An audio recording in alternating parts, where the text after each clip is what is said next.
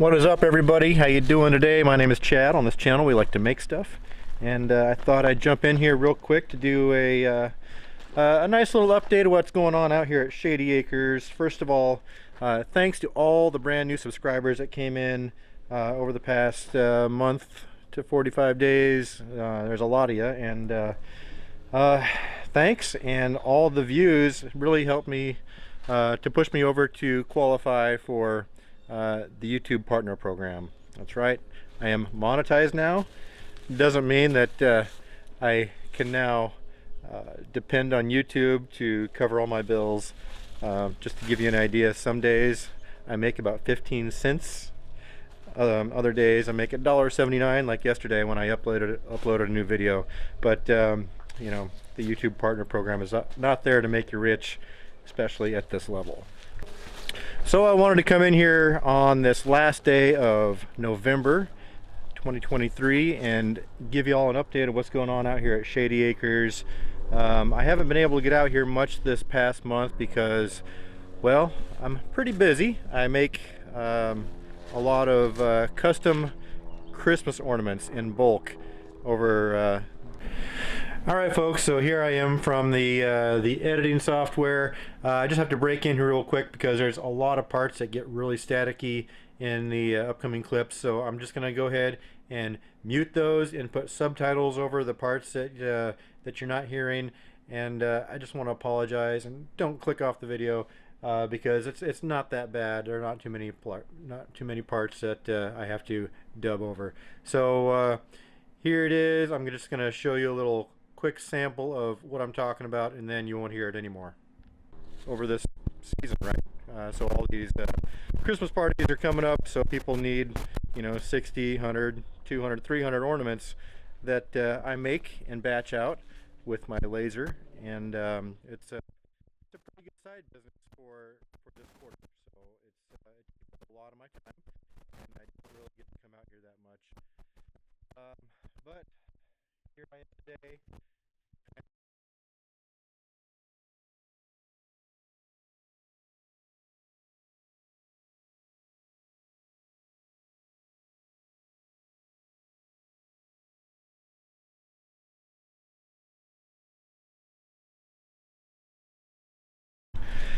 Now the last video I posted, it showed me putting the shingles on the roof of the machine shed and the sawmill shelter.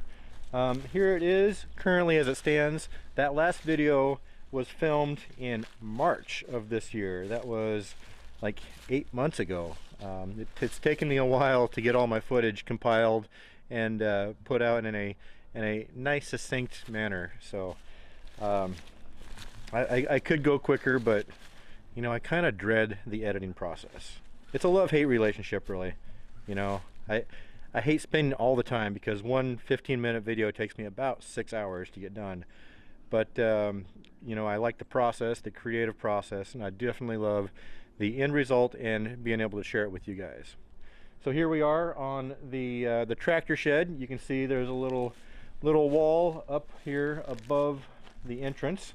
I think I'll ultimately end up putting doors here. Maybe, maybe not. But over here, if you guys are subscribers to my Patreon, you already saw this go up. I got a nice wall on the side and on the back here. So good board and batten siding with lumber that I milled from the Woodmizer. You can see I got some of this live edge stuff here. And I got a phone call. Hold on. Alright, so that was a phone call from property buyers, people always trying to buy this property. I mean, I get it, right? But whenever somebody like that calls, I say, yeah, you can make your offer, but double it. And hey, if they're that motivated, you know, I hate to say it, but I just might let it go for double what I paid for it. Anyway, that's one way to get them to hang up on you real quick. So yeah, anyway, I got good board and batten siding on the back wall and the side wall and the front wall for that matter. And you see their little, I call that a dog house. I'll talk about that when we go on the inside and look at it. Right here is my two water tanks that are like I think they were 270 gallons each, or 275, some weird number that you know, they couldn't just make it 250 or 200. It's but I got a lot of weight on this little structure right here, again with timbers that I milled, except for that one right there on that corner. That's a store-bought 6x6. Oh, and the back one too, but actually 3 of the 6 legs are from a store-bought 6x6. Anyway, that wood was already here when I bought the place. Anyway, I'm collecting water off the roof. Both roofs slope inward to the shipping container, and then there's a roof frame and metal roofing over the top of the shipping container that flows back into that gutter, and then there's pipes that flow out of the center of the gutter into the 2 different tanks. So that's what I got going on right there. Yeah, there's not much to say about that other than I use this water for in case I need to mix concrete, or you know, I have water that lubricates the blade for the Woodmizer. However, right now with the freezing temperatures in the evening, that is filled with windshield wiper fluid, which is a common practice with these. So you gotta maintain your equipment right, and that changes throughout the year. You see, I got some more. Luckily, this stuff is good and cheap at about $3 a gallon. As I'm using it, you know, during the day I may, you know, go ahead and mix some water with it, just because I know I'm going to use it up and it's not going to freeze while I'm using it.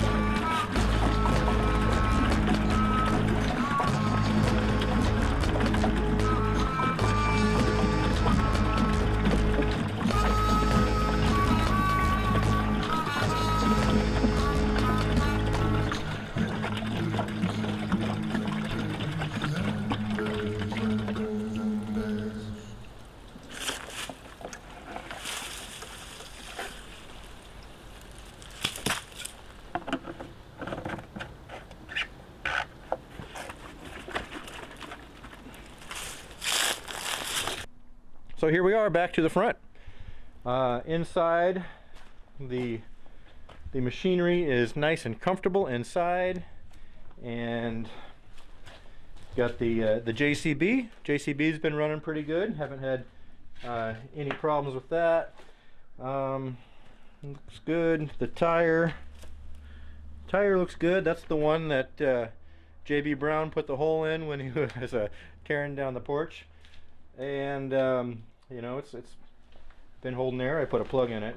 Over here on the back wall is that doghouse I was telling you about. I had to bump it out in order to store the brush hog, especially store it while it's on the tractor. So with the bump out, I can park the tractor, the LRT, also known as the Little Red Tractor, while it's hooked to the brush hog, and it will be all inside the building and nice and cozy.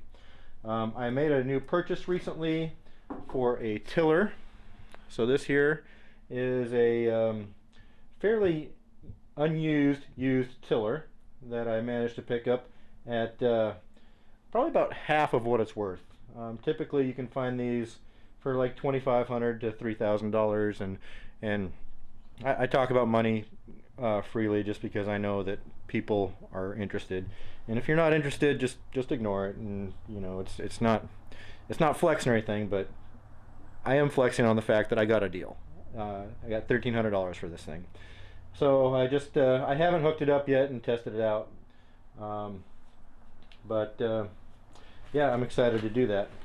And also back there behind it is a single spade plow. I'm gonna be planting pumpkins this coming spring, so I'll be sharing all about that on the channel too. I've already tilled up the lot where I'm going to do it. I had to borrow a tiller to do that. After borrowing it, I realized I'm gonna get a lot of use out of a tiller, so I went ahead, found one on Facebook Marketplace, and picked this up.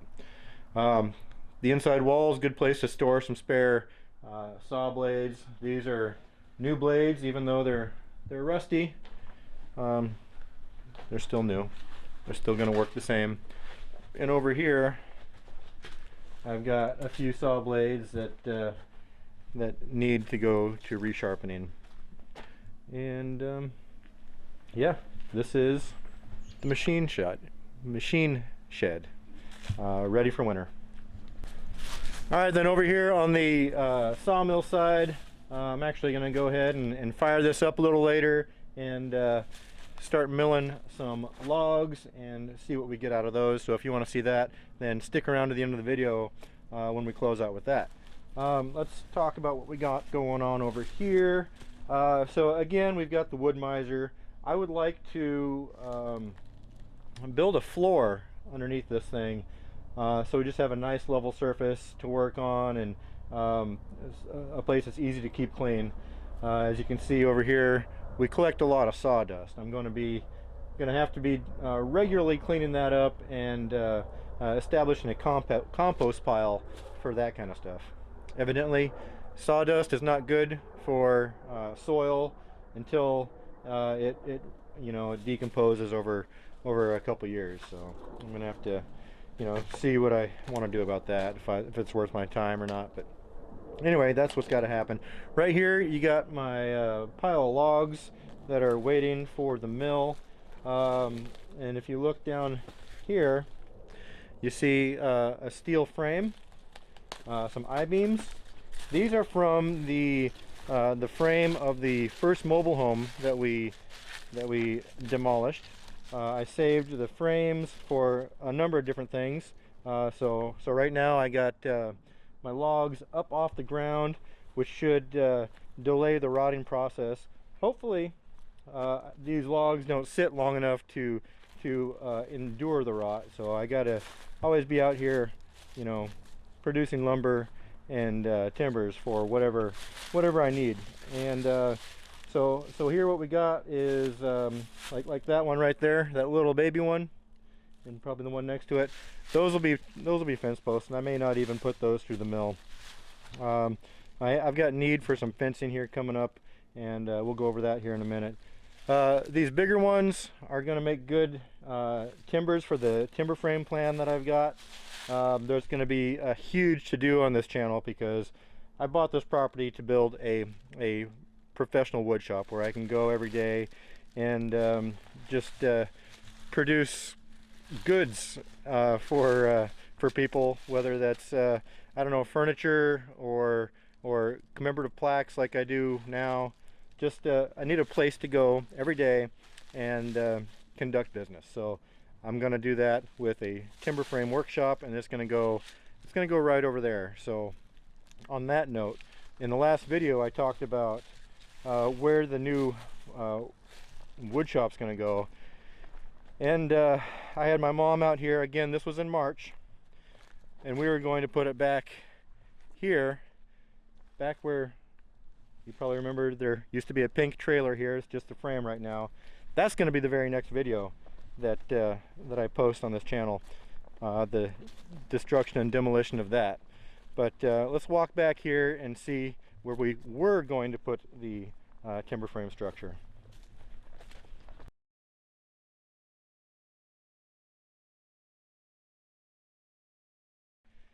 See right here where I got it all cleared out, I've actually took down a tree. That's the top of a tree that I need to, actually I don't need to do anything with it, but I've got a nice clearing here, and even got a bunch of dirt out of here.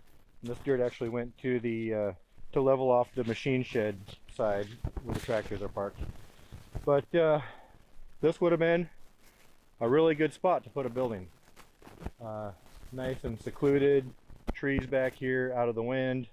However, it didn't make much economical sense because, well, I want to put a septic system, or I want to put a bathroom into the shop and running water and whatnot, but it just didn't make sense to put a septic system back here. I would have had to clear a bunch of trees. That's an expense. The actual septic system would have been probably $10,000 to $15,000.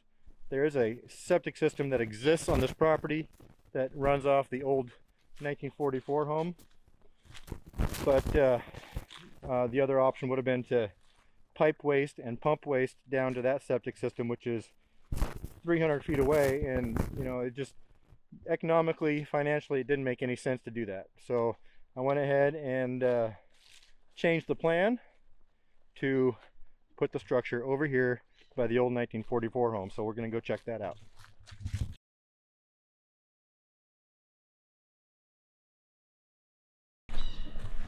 Now, as you can see, I've already started doing some dirt work here, leveling.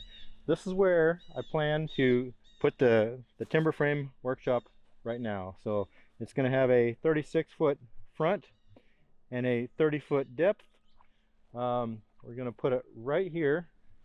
Over here, generally where I'm pointing, just a few feet off the old house, is the septic tank.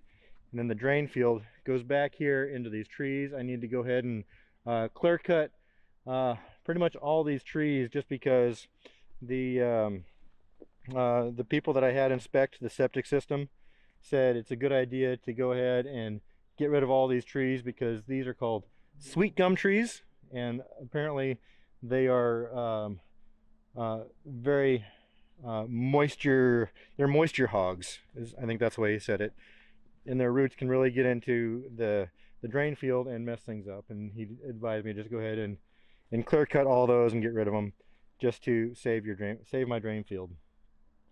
So this is where that's going to go. And then if we go over here, this is a project in the works. This is what's left of the original mobile home. I went ahead and, well, I cut it up. So I cut the tail off of the frame. That's what's over there holding up my logs. I cut a section of frame out of here and off the front, and then I brought the front back to the center section of what I had left of the frame and welded and bolted the frame back together, and got a new tire on the wheel to make it, well, I don't want to say roadworthy, because this is never going to go on the road, but to make it so it's holding air and I can pull it around the property as needed. So you're probably wondering, what in the world am I using this for? Well, I'm going to build something called a solar kiln on top of this, and then since it's on wheels, that's going to allow me to move this thing around to best face the sun throughout the year. Now, the solar kiln is all about drying lumber that I cut on the mill, and of course you want good dry lumber to stabilize it and get the moisture out of it, to, well, just to make it more valuable. People who buy lumber want dry lumber that's done moving, and they want it so they can keep it flat. They know it's going to stay flat, and it just increases the value. So that's going to be a solar kiln. That's going to be a whole big build series on this channel, and I think it's going to be pretty cool, and it should work just fine. And here is the section of frame that I removed from the front end of the trailer over there, and this is holding my finished cut timbers for the timber frame. You see, I haven't got very far into that project, but they are all numbered. They all have a dimension in width and height, not necessarily length. Not necessarily the length, but these are all dedicated to a certain portion of the building. These right here are called knee braces. You know, the little brace that goes between an upright and a cross beam. This is the beam that goes 45 degrees between those, giving it stability. I get a lot of questions about this old house. It was built in 1944 and has gone through quite a few different types of owners. So, you know, it's been a family home, it's been a business, and it's been a basically a place where squatters lived and hid out and just used it for whatever purposes they had, staying dry or whatever. Just, you know, they did, it didn't belong to them, but they lived here. So if you want to go in and see what it's all about, let's go check it out then. All right, so a lot of the destruction you've seen here is what I've done. I was just gonna rip it down, but ultimately I saw value in keeping it up for a while because it's dry. It stays dry. It stays, you know, keeps the moisture out. So I figured I'd use it for storage. All right, so inside here, I've got like 23 tons of concrete in bags. Just I bought it. I got a good deal on it, and I needed a place to store it, so I put it in here. You can see, maybe you can see, but the floor has collapsed under this couple of pallets of concrete. I got some insulation here that I pulled out of the pink house trailer that I'm going to be using on the solar kiln. If we walk in here, here's some more concrete, by the way. All right, I do have some concerns with some of the concrete maybe have gotten a little bit of moisture on them, which means they went ahead and cured in the bags. I may have a couple bags of rocks that you know, are wasted money, but hopefully not all of them. All right, in here, this is kind of the living room area. Started collecting some of the lumber that I've been milling. Right here is an oak tree that I made into slabs, and I've got them strapped down and stickered so that air can flow between each one of them. With the straps, it should, you know, theoretically keep everything flat, and this should dry nice and flat here in the next I don't know, year or so, and I could be able to get use out of those or sell them for a decent profit. Okay, and here, this is the addition that I'd say was probably built in the 80s or 90s. I got more concrete in here. Evidently the floor is holding up under all this weight. This is a lot of freaking weight. This is probably, guys, this is probably about 18,000 pounds right here. Also in here, I've got several other items that were left behind on the property that I determined to have some value, so they're all kind of stored in here.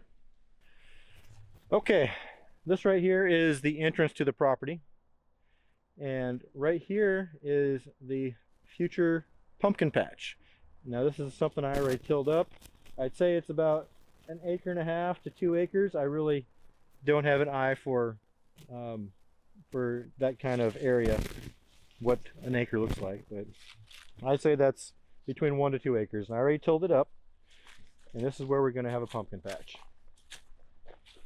So hopefully, if all goes well, I have no idea what a bunch of pumpkins yields or how many pumpkins I can expect to get off of this, but let's call it $1,000 profit. If I can get $1,000 profit off of this in one growing season and harvest, which would be next fall, hey, that's a win.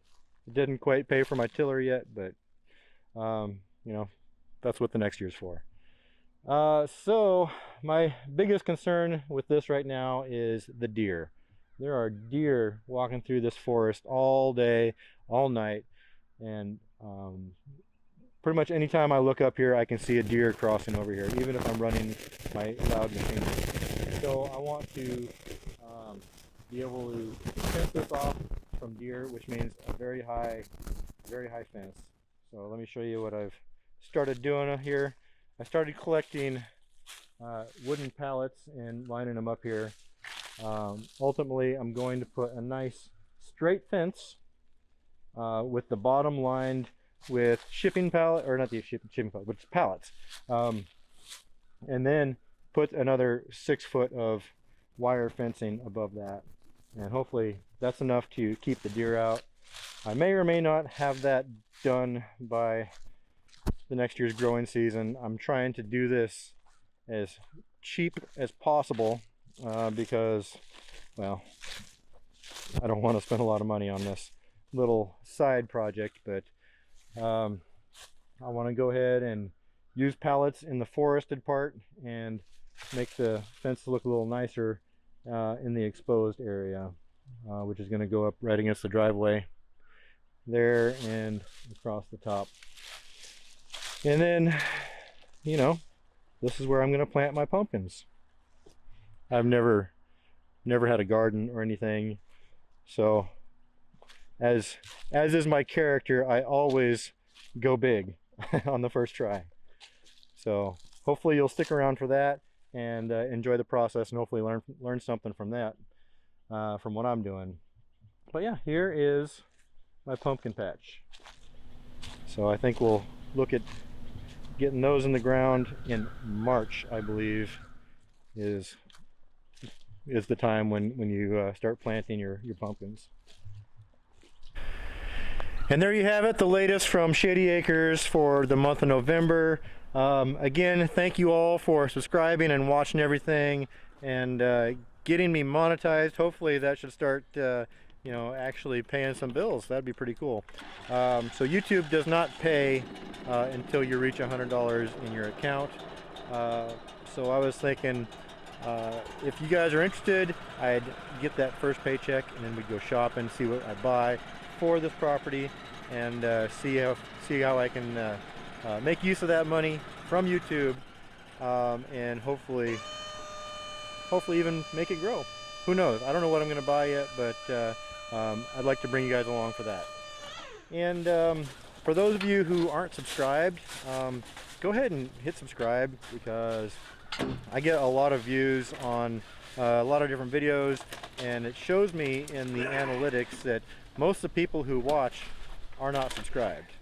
So it just helps me grow the channel, and it helps you if you want to come back and continue to watch the videos that I post. You'll get a little notification and it'll show up on your subscription feed, and I am ever grateful for the time you spend with me out here at Shady Acres. So I'll see you next time. Next video we're going to get into demolition of the pink mobile home from the 60s, and that should be pretty entertaining to watch. So let's see you then.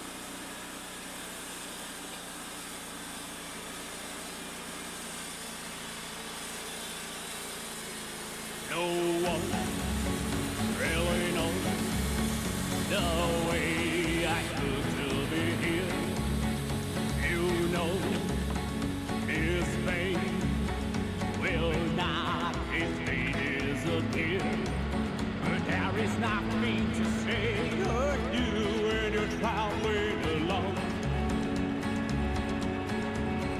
I can only look to the sky and I do see light, that railroad moon. I feel is free, he'll simply walk away. She said goodbye and left me with the unfamiliar. And there is nothing to say or do when you're left all alone. You can only look to the sky and see in the light that rainbow moon.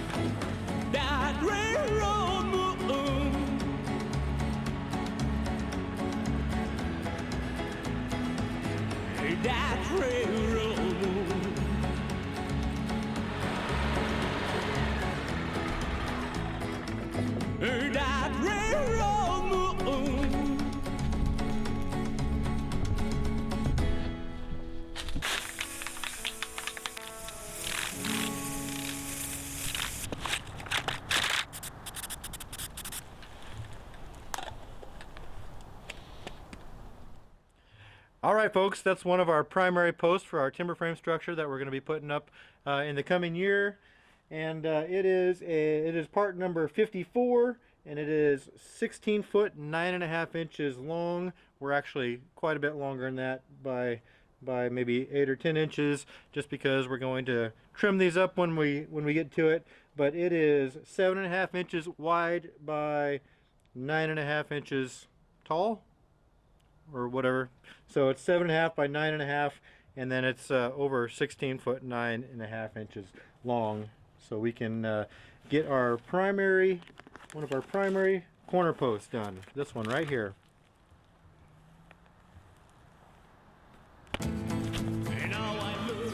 Right now we're going to go ahead and get the JCB with the forklifts and bring it over onto the forks and take it over to our ready rack for, well, until we're ready to start shaping it and let it dry some.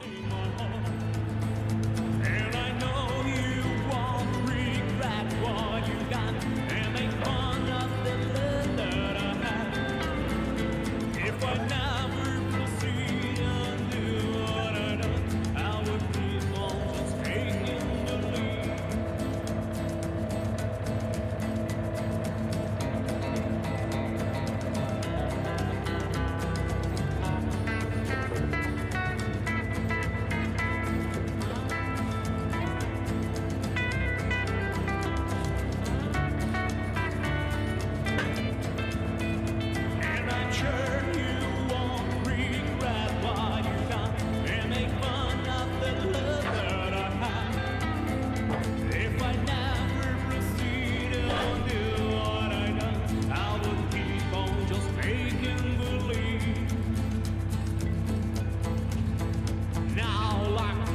expression, it's so hard to regret and forget all the things you